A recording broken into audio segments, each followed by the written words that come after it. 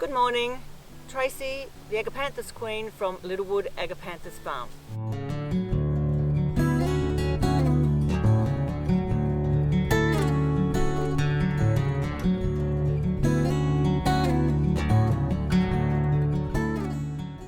This morning we're going to talk about white agapanthus, and we're in this area because we've got quite a number of whites that are different, and I wanted to show you those differences. So this first one that is in front of me is called Perpetual Peace. It's a really amazing agapanthus because it flowers 6 to 9 months of the year. It's the longest flowering agapanthus that I know of, and it's a voracious flower as well. We even had flowers in July last year, which is amazing here for South Australia. So I've deadheaded some of these. They're beyond their best, but even so you'll still see they still keep the odd flower coming up for quite a long time.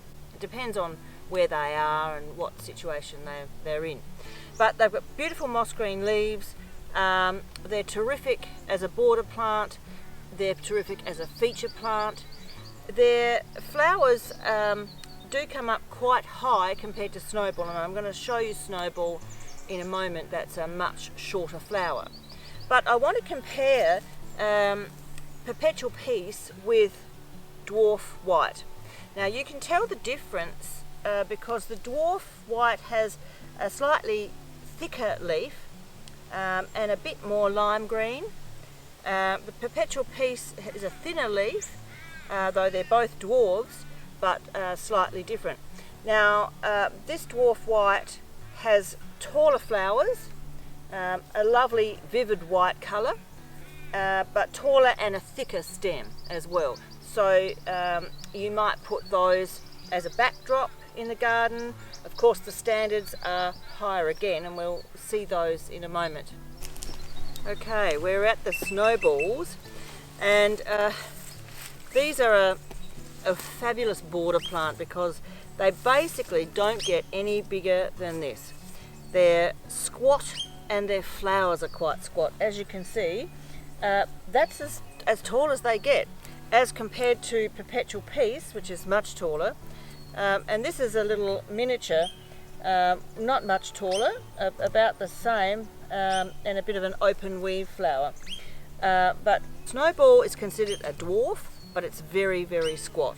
So it depends on the place that you have in your garden as to what sort of agapanthus you want to put there. But you need to think about what it's going to grow into and what you've got behind it and how you want it to look. Just a quick diversion on our way through. We had to stop here and show you the Belladonna Lilies. These are a tricolour Belladonna, so they're white, dark pink and a light pink, all on the same flower. Belladonna means beautiful lady, and they really are. Okay, here we are at the standard white agapanthus. These are called standard Praecox orientalis. As you can see, they're very common, they're everywhere, they're very beautiful. A lot of people plant them along their driveways, out the front of their properties. As they grow, as they mature, they get bigger and of course clump out. Our clumps that we sell are at least 4 mature agapanthus in a clump. Sometimes, you know, when you buy them, they're smaller and you think, oh gosh, you know, maybe I've got a dwarf. But give them a few years, they grow and they're terrific. You can tell that they're a standard because their leaf is wider, thicker than the dwarf ones, but also the height and the size of the flower as well. These flower just after Christmas time. Funnily enough, the blue agapanthus seem to flower just before the white ones. So whites you'll get Christmas time and January. Here we are in February and they're just starting to go. These will need to be deadheaded now. Thanks for watching. I hope you've enjoyed our little video on white agapanthus. And if you have any questions, comments, pop them in, get back to us.